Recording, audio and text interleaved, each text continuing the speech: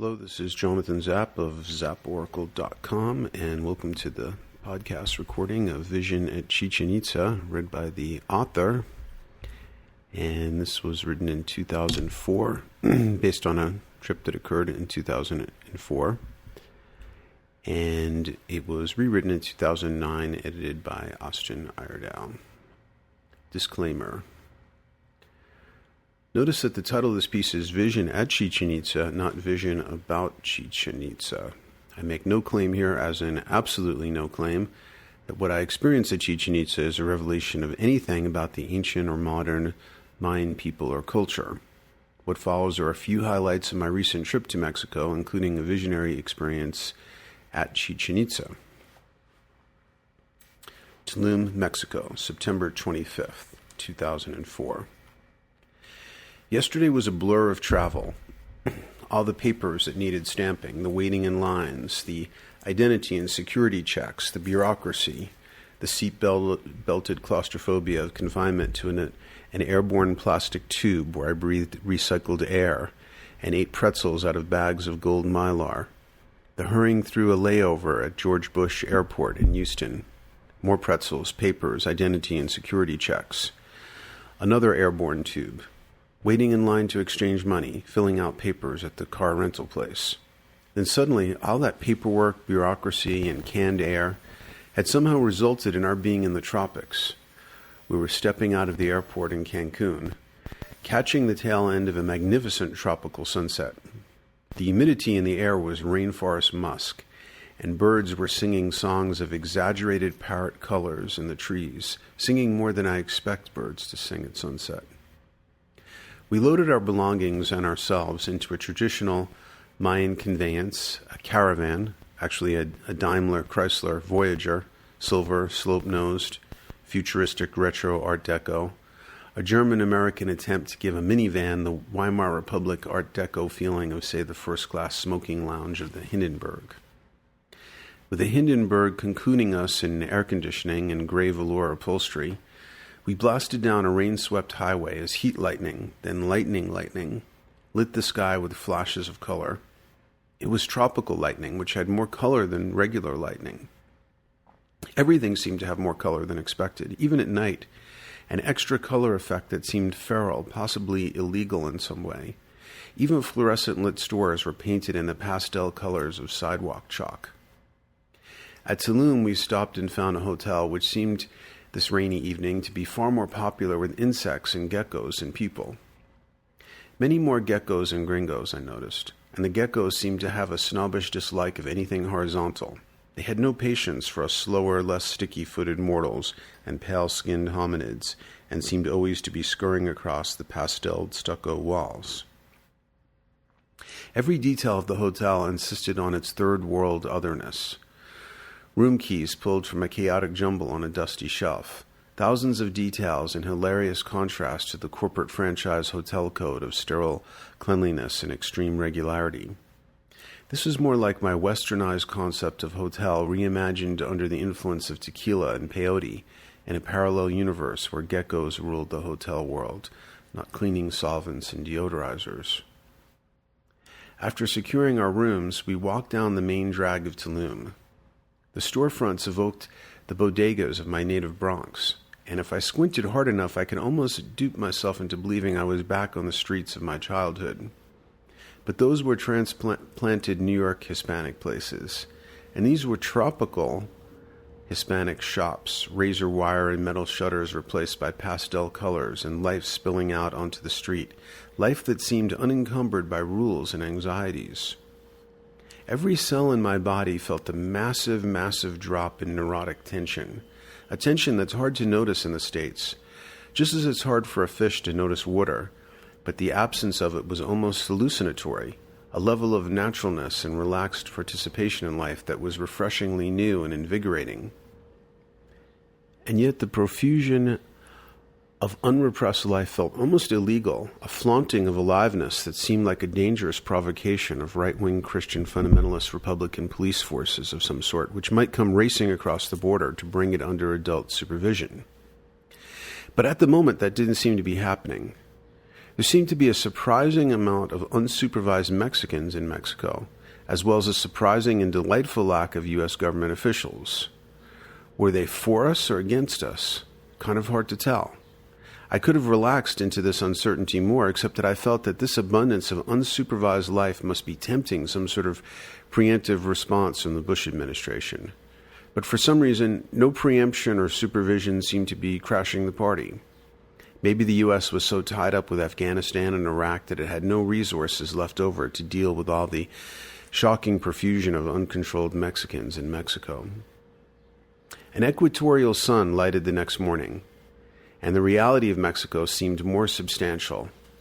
Jet travel, which gives you no sensory impact of intervening distance, is so disorienting. You sit in a plastic tube for a few hours, eat a few pretzels, hang out in a completely corporate-controlled, canned air environment, the CEO of Continental Airlines on a 6-inch LCD monitor telling you how much the Continental Airlines family welcomes you on board and all that.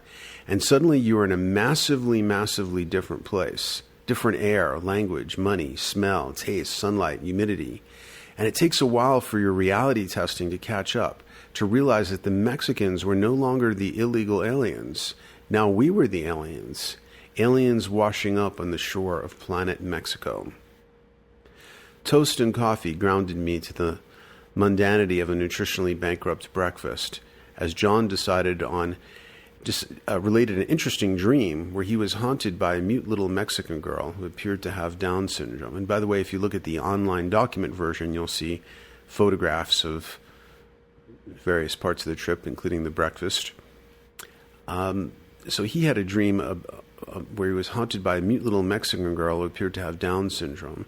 She seemed to be from the realm of the previously living, and was the latest in a series of parallel dreams that John had experienced during other trips south of the border since the 80s.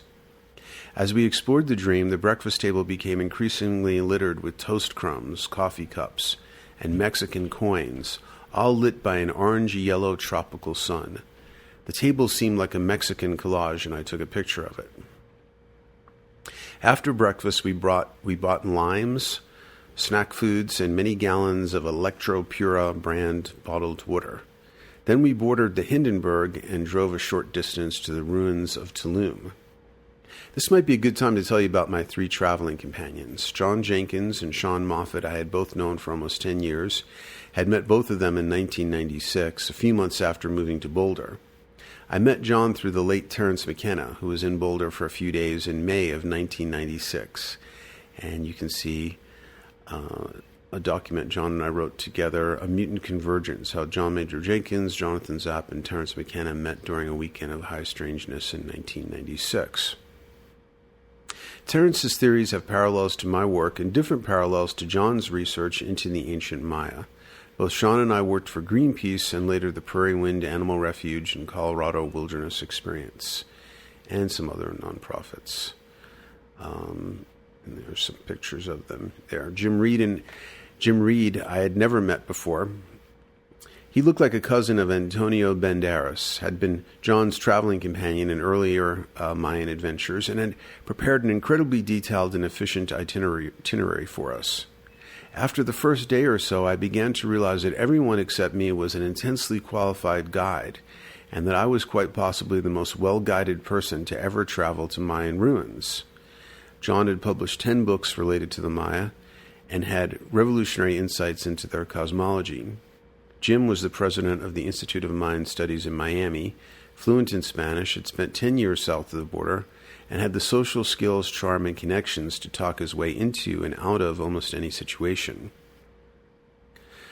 Sean was about as ignorant of Spanish and Mayan studies as I was, but he is a world-class naturalist and tracker, and although inexperienced with tropical flora and fauna, was able to notice and point out all sorts of fascinating things happening in our natural environment which might otherwise have been missed. As the 4 of us hiked into Tulum, I began to realize the vast amount of Mayan ruins, much of it mounds of stone in the jungle, that no one had gotten around to digging out. What we saw was just a few ruined highlights of what had been thousands and thousands of square miles of ancient civilization. Tulum was set in tropical paradise, blue Caribbean water, and sandy beaches bordered by coconut trees. Iguanas sunned themselves in stone columns and blocks of stone still bearing Mayan glyphs. We swam in the warm tropical ocean, and when we looked back toward shore, the Mayan ruins rose out of the jungle all around us. The tourists that were there were mostly Spanish-speaking and didn't seem to violate the setting the way some American tourists do. One American tourist I did see was a man in his early 30s, and a certain narcissistic assertion about his every mannerism and dress, which would scarcely have been noticeable stateside, stood out here in sharp relief, his egoism sounding in waves of brassy percussion, a dissonant note in the tropical air. There was too much to experience for me to journalize most of it. What I am presenting here are a few tiles in a giant mosaic of impressions. A few days later, we worked our way toward the plaza of Edzna, a Mayan site that had been occupied since 400 BC, but abandoned by 1500 AD. The thermometer I had with me registered a temperature of 105 degrees Fahrenheit, 40 centigrade, after sitting in the shade for 10 minutes. 100% does not seem like a sufficient superlative to describe the humidity. Is it possible for humidity to be more than 100% without actually being underwater? Mosquitoes were constantly extracting a blood sacrifice, and Jim told me that, according to Mayan mythology, the mosquitoes had done a service for Hunahpu and Balanque in the underworld, and that entitled them to feed on our blood. But what have they done for us lately? I wanted to know. In the evenings, John and I would sit in the public squares of various towns we stayed in. People were always about in these squares, hanging out, kids kicking soccer balls, couples, families, an intensity of civic life that seemed very other. It seemed like no one had taught these people that they were supposed to be home watching DVDs and congregating online. Some towns seemed much happier than others, and in certain parts of the country, everyone seemed depressed, sullen, lethargic. Everywhere we traveled, we got intense stares, and it was a chance for me to feel the energetic effects of raw projection.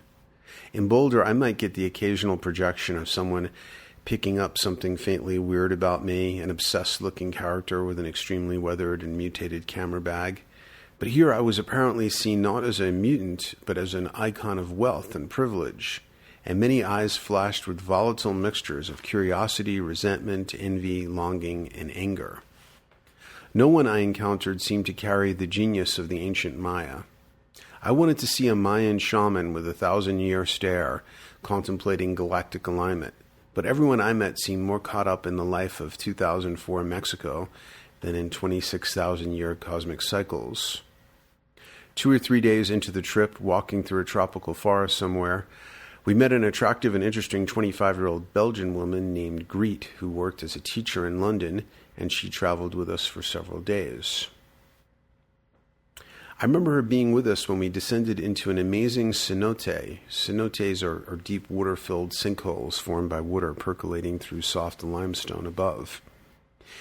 There were great chambers of glittering stalactites and a deep pool of absolutely clear water, fairly warm, which we were able to swim in. I'd never swam in a cave before, and the experience seemed quite magical and archetypal. While we swam, there were a series of thunderous reverberations traveling through the stone.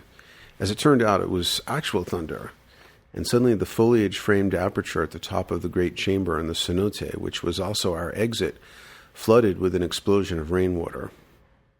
Another day we descended into one of the greatest known caves on the planet, Lot Lun Cave. I had previously done only one serious spelunking adventure and had toured lots of caves, including Mammoth Cave in Kentucky, but nothing prepared me for Latun. It was an underworld descent in more ways than one, as our guide, once we were actually in the cave, ran a bit of a scam on us, revealing new fees that had not been disclosed topside. But it was worth the extra pesos, especially since we had the cave all to ourselves. The chambers were massive, gigantic, sometimes 300 feet high, an inhuman scale that projected the scary feeling of massive industrial power, as if we were inside the mutated concrete sarcophagus of a Chernobyl reactor tower, or the inside of an H.R. Geiger extraterrestrial vision. Above our heads were vast, upside-down landscapes with mountains and canyons and infinite detail and surface texture. The most memorable of these was an upside-down planet of bats, a sulphurous yellow planetscape that evoked Dune's Arrakis, the desert planet. It had giant craters filled with spherical sleeping bats. There was a butte that rose out of this desert scape that was the exact color and texture of desert scorched bone. And again, I encourage you to check the online version that has the pictures. Lot Loon Cave had been a butchery for Ice Age fauna, and there were Mayan cave art from the Paleo-Indian period of Mesoamerican prehistory. Apparently this is the only prehistoric cave art that the public is allowed to breathe on. As I stood before it, I felt like I had wandered into the deepest and darkest recesses of the human past. Caves are natural time capsules. These paintings look like they could have been made yesterday. It felt like I had wandered into the deepest, darkest recess of the human past, which felt like it was unstuck from time, and here right now. On the morning of the 27th, I awoke from a dream with a statement in my mind, something I had just told a dream character. Never underestimate the power of a ritual created spontaneously in the moment with pure intention and intensified through repetition. Strange effects were happening to me, but what to attribute them to? The Mayan ruins, the heat, the humidity, the margaritas, internal cycles and perturbations, all of the above, intense changes in my relationship with a hyperspatially existing companion that lives alongside of me. I never know quite how to describe this without sounding like a goofy New Age channeler or a schizophrenic who needs his meds adjusted. This companion came into the foreground of my awareness and stayed there for much of the trip, his presence far more physical, immediate, and dynamic than usual. There were many changes in the relationship and new developments, and I had to divide my attention between my awareness of this companion and of my corporeal traveling companions, trading places in the foreground or background as the need of the moment required. Multiple streams of often dissonant realities poured into my perception: the companion relationship, the tensions and camaraderie of the traveling group, doing I Ching readings and counseling with John about the drastic personal shocks he was experiencing in his life back in the States, the world of modern Mexico and interaction with Mexicans, their projections and my counter-projections on them, the flora and fauna of the tropics and the new flora and fauna in my gastrointestinal tract, the power and otherness of the remnants of Mayan civilization, the practical details and logistics of third world travel, seeing the world through my eyes, the companion's eyes, and much of the time seeing it through the viewfinder of my camera, concentrating on the composition with one eye, another eye keeping track of my traveling companion so I didn't get lost, and at the same time trying to keep eyes in the back of my head so somebody didn't yank my camera. Emerson said that the problem with traveling is that you take yourself with you, but that's also the potential magic and transformative power of traveling too. My strange inner contents were hybridizing with the strangeness around me, and inevitably inner and outer became a blurred distinction. Which weirdness was mine and which was Mexican? Which Mayan? Which came from the other people in the minivan? And if that weren't enough, I spent large parts of each day obsessing about the impending presidential election, even had dreams about it, Kerry versus Bush, the first debate to happen while we were in Mexico. I did readings on it and rituals to help Kerry while we stayed in Palenque at an inexpensive but amazing little resort in the rainforest. There I realized that one should never underestimate the power of a ritual created to undermine Bush, created spontaneously in the moment with pure intention and intensified through repetition. I wanted Bush to fall apart in the debates, wanted Kerry to be the dragon slayer. I wanted him to stick a javelin made of elven silver steel into the heart of the great orc, or the son of the great orc, or whatever Bush is. I wanted to break into the tomb in the Skull and Bones clubhouse at Yale and see if shape-shifting reptilians ruled the world or only David Icke's imagination. I wanted to see even an hour's worth of Mayan civilization happening in real time right now. Wanted to see what all those pyramids and observatories looked like when they were freshly painted in tropical color. Which they were, by the way, and the picture there shows a remnant of the original colored paint.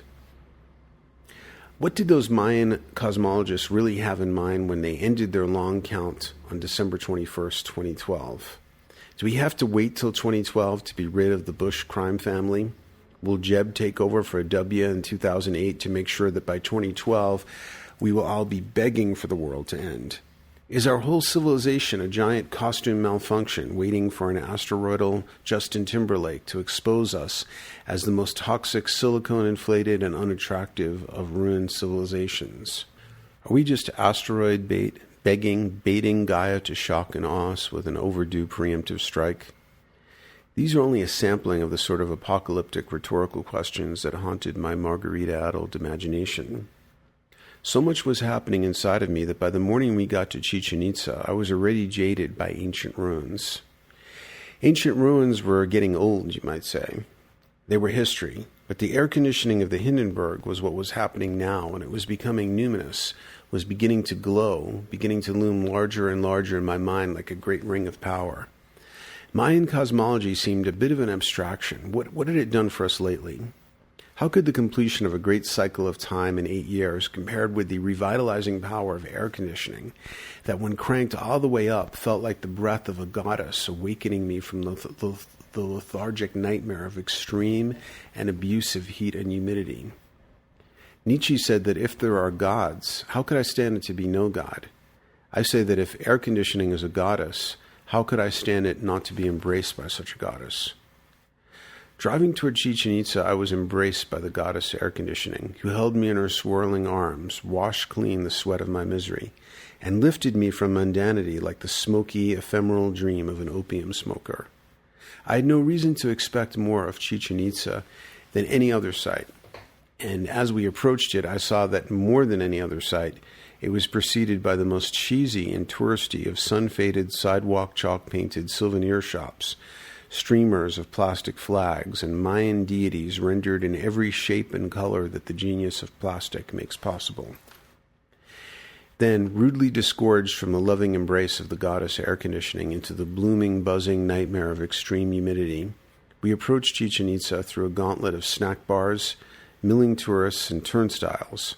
We might as well have been approaching the third world equivalent of Space Mountain. And what kind of a name was Chichen Itza, anyway?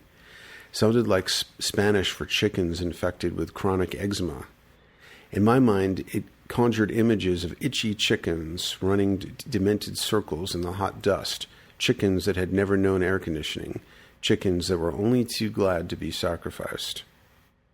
Fortunately, we were past the peak tourist season, and what had been made to accommodate thousands now accommodated only a few hundred, and no one pressed around us as we walked the long gravel trail toward the site.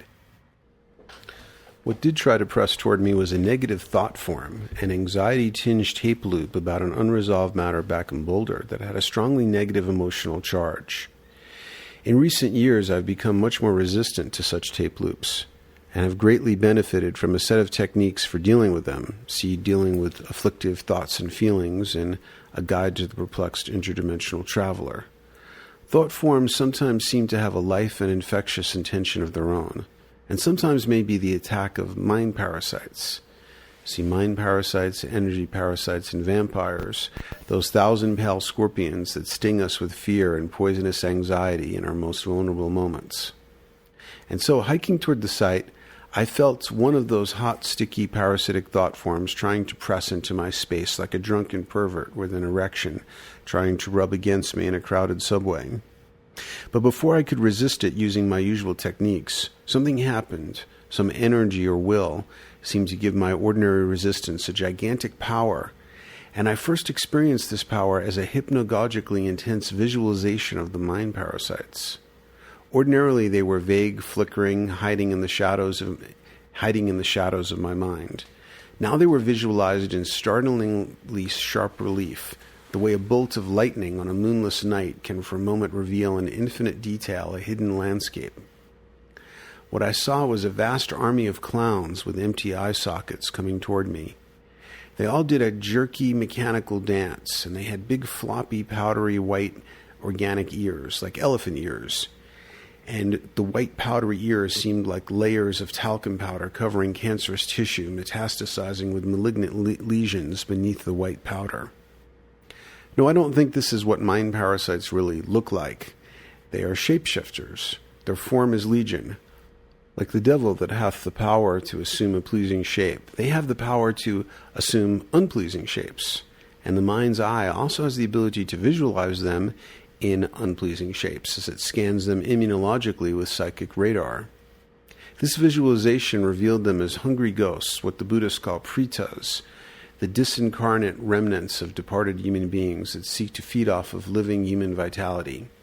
And then, after a few lightning flashes of vision revealed this blind mechanical army of hungry clowns, a gigantic force seemed to energize my resistance, and a burst of fire came out of me, as if I were a giant flamethrower, and the army of clowns were incinerated in one breath of fire, and all that remained were a few glowing cinders swirling in the air, which in a moment vanished to nothing. Their form had been incinerated, but not their hungry, ravenous will, and in a few more moments they reconfigured themselves and appeared in a form that could not be so sharply visualized. Now they were airborne, a cloud of giant mosquito-like insectile forms, blurred with speed, faster than fighter jets, exploding toward me. Once again I felt a gigantic seismic force or will supporting my resistance, and another burst of fire exploded outward, incinerating the flying horde of ravenous parasites. This all happened while we were on the gravel path. I hadn't even seen the sight, and at that moment did not attribute it in any way to Chichen Itza. Since I am obviously no stranger to internal weirdness, why should I have sought an outward cause? And from the great principle of logic, Occam's razor, which says that hypotheses should not be multiplied without necessity, in other words, don't seek a fancy, complicated explanation when a simple one will suffice, to view this occurrence as more than an internal perturbation would only be an open invitation to be deceived by the million masks of projection. That's why I put a giant disclaimer at the beginning of this document. What can I attribute to myself, and what, if anything, I can attribute to Chichen Itza about this mind parasite experience? I cannot definitively say. What intuition does assert, however, is that Chichen Itza is a power spot, a window zone, a place like Monument Valley where reality is configured differently, and which, like a great spirit medicine, has a certain character, but may affect one person very, very differently than another person. On the trail, walking toward the site, I didn't associate my experience with Chichen Itza. But sometime after, maybe when we were first approaching the Great Pyramid of Kukulkan, I became aware that behind my enhanced will to resist the mind parasites, there had been a gigantic pulsation of power. It was a pounding, deep, deep bass note. And that deep bass note persisted, had a definite periodicity, and seemed to emanate from this specific zone of space-time. In my awareness of Chichen Itza as a power spot, there was a definite boundary of demarcation, a place where the power intensified and became unmistakable. This boundary, or point of intensity, came well after we had climbed the Great Pyramid. It came as we approached the sacred cenote of Chichen Itza, which appeared as a gigantic pit of deep water. So far no one has been able to reach the bottom of its murky depths. And the walls of the pit were riddled with caves and grottos partly hidden by tropical vines and foliage. Historically, this was a pit of no escape, and sacrificial victims were apparently tossed in there to drown. Dozens of skeletons have been dredged from the pool or found in its caves and recesses. I couldn't tell if the power I felt was a resonance of the sacrificial rituals preserved in eternity like a mosquito frozen in amber, or if the sacred cenote, like Monument Valley, was a place of great geophysical power, a power spot recognized by ancients who built a site around it and developed ritualized interactions with it. Intuition tells me that the sacred cenote is a confluence of both factors. Places where traumatic events have occurred, where human blood has been spilled, murder sites, battlefields, do seem to remain haunted by a time spirit or resonance of their past. And aside from any human effect, if Gaia is an organism, a spherical body, as British biologist James Lovelock demonstrates, then all portions of the surface of that body are obviously not the same. All portions of the surface of our bodies are not the same in their sensitivity and energy. It is very different, for example, to have a mosquito land on your elbow than to have it land on the cornea of your eye. Monument Valley has the feeling of an organ of energy on the body of Gaia. Some have compared it to the endocrine system. Whatever it is not subtle. It is a place where intensity is concentrated, and anyone with an ounce of sensitivity must feel and recognize it as the Anasazi Indians did. Before an ancient, cosmically attuned civilization invested 1 billion man-hours of labor to construct a Chichen Itza, you can be sure that the plan began with something more than a casual might-as-well-be-here intention and recognition of place. Every cell in my body screamed that the sacred cenote was an orifice of power, and one glance at Sean told me that he was being drastically affected as well, though I haven't investigated his inner experience, as I didn't want our imaginations to confabulate. Jim mentioned something about a ritual conducted here that there would be one fire and no other fires were allowed, and this resonated with my feeling of the place as a point of concentrated power. John pointed out that we were at the same 19.5 degree latitude where most hurricanes form out of the Caribbean, and the same latitude on the planet Jupiter was its great red spot. I thought of the Tolkien mythology and some of Tolkien's notes about the difference between Morgoth and Sauron. Morgoth was the original evil being whose will had been involved in the creation of all of Middle-earth. All of Middle-earth was Morgoth's ring, as Tolkien described it, his power pantheistically distributed throughout the entire realm. Sauron was his disciple, a being of lesser power, but Sauron's power was far more concentrated especially in the One Ring. Sauron therefore had more usable and potent power than Morgoth, since his power was concentrated and one-pointed like a laser beam. Intuitively, I felt that the ancient Maya and some other ancient peoples knew and used this principle of concentrating power, and Chichen Itza was a living embodiment of that principle.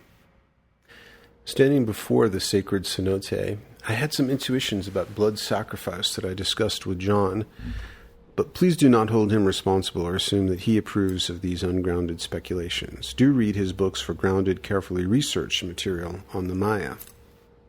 John pointed out that it was the winners of the ball court game that were sacrificed, that it was considered an honor. I wondered aloud if the ancient Maya might not have worked out a more clever symbiosis with the mind parasites.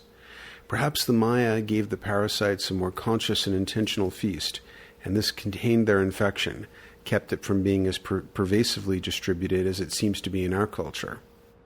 It suddenly occurred to me that all the bloodletting that European physicians practiced for about 1800 years might have been an unconscious propitiation of the parasites. Remember that doctors used to be called leeches because their universal treatment was to apply leeches to patients to bleed them. These treatments were perfect nonsense, had been handed down from the Roman philosopher and physician Galen, and it wasn't until the 1860s that it was discovered by an obscure British physician that the form of medicine taught in the finest schools of Europe and America had been killing people for 1800 years.